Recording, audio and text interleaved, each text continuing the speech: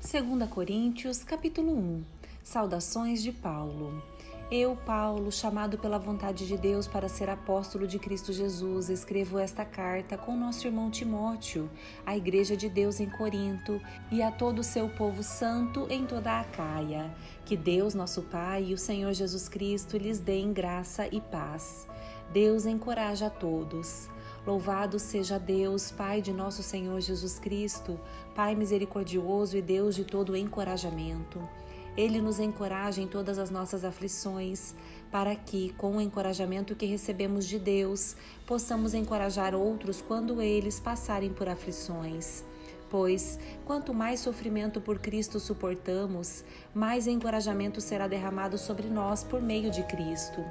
Mesmo quando estamos sobrecarregados de aflições, é para o encorajamento e a salvação de vocês.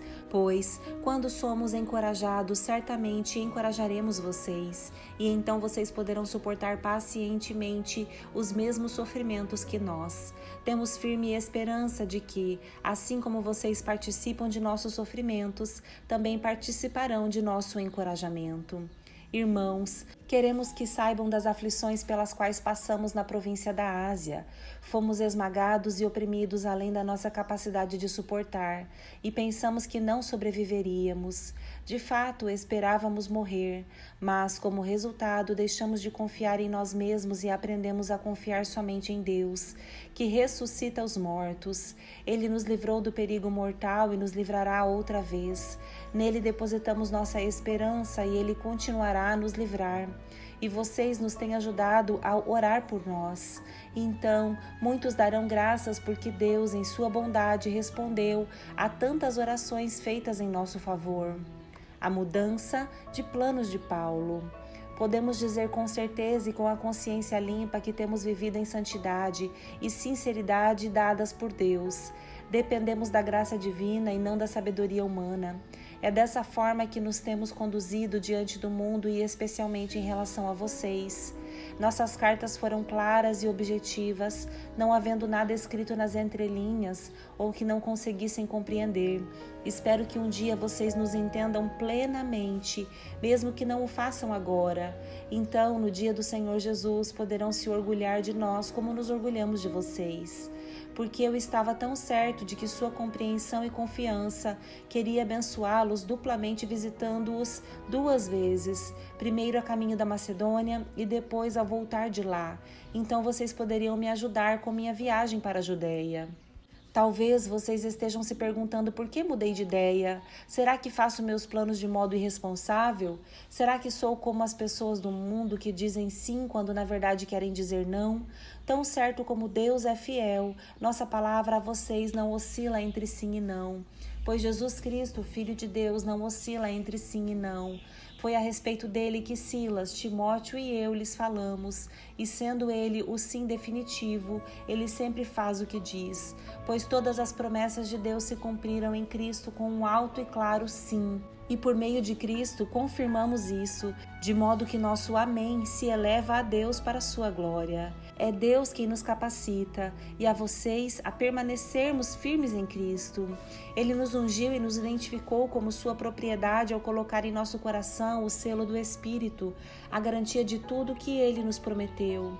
Agora, invoco a Deus como testemunha de que foi para poupá-los que ainda não voltei a Corinto. Isso não significa que queremos controlar vocês, dizendo-lhes como exercer sua fé. Nosso desejo é trabalhar com vocês para que tenham alegria, pois é pela fé que permanecem firmes. 2 Coríntios, capítulo 2. Por isso resolvi não entristecê-los com outra visita dolorosa, pois, se eu lhes causar tristeza, quem me alegrará? Certamente não serão aqueles a quem entristeci. Esse foi o motivo de eu ter escrito como o fiz, para que, quando eu for, não seja entristecido por aqueles que deveriam me alegrar.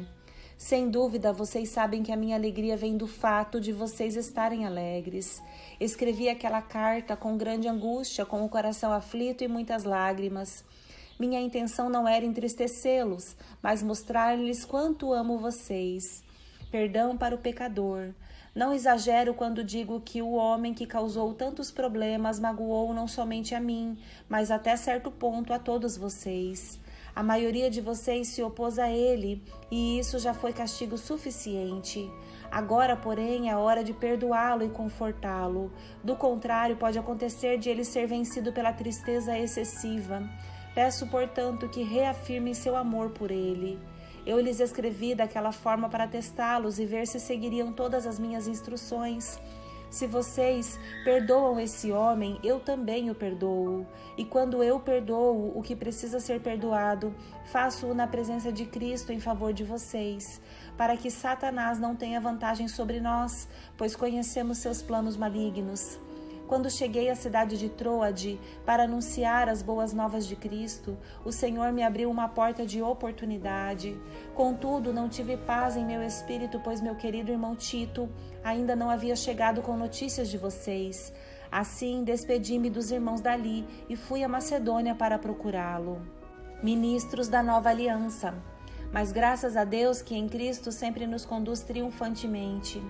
Agora, por nosso intermédio, ele espalha o conhecimento de Cristo por toda parte, como um doce perfume. Somos o aroma de Cristo que se eleva até Deus, mas esse aroma é percebido de forma diferente por aqueles que estão sendo salvos e por aqueles que estão perecendo. Para os que estão perecendo, somos cheiro terrível de morte e condenação, mas para os que estão sendo salvos, somos perfume que dá vida. E quem está à altura de uma tarefa como essa? Não somos como muitos que fazem da palavra de Deus um artigo de comércio. Pregamos a palavra de Deus com sinceridade e com a autoridade de Cristo, sabendo que Deus nos observa. 2 Coríntios, capítulo 3. Será que estamos começando a nos recomendar outra vez? Somos como aqueles que precisam entregar-lhes ou pedir-lhes cartas de recomendação? Vocês mesmos são nossa carta, escrita em nosso coração, para ser conhecida e lida por todos. Sem dúvida, vocês são uma carta de Cristo que mostra os resultados de nosso trabalho em seu meio, escrita não com pena e tinta, mas com o Espírito do Deus vivo, e gravada não em tábuas de pedra, mas em corações humanos. Estamos certos disso tudo por causa da grande confiança que temos em Deus por meio de Cristo. Não que nos consideremos capazes de fazer qualquer coisa por conta própria. Nossa capacitação vem de Deus.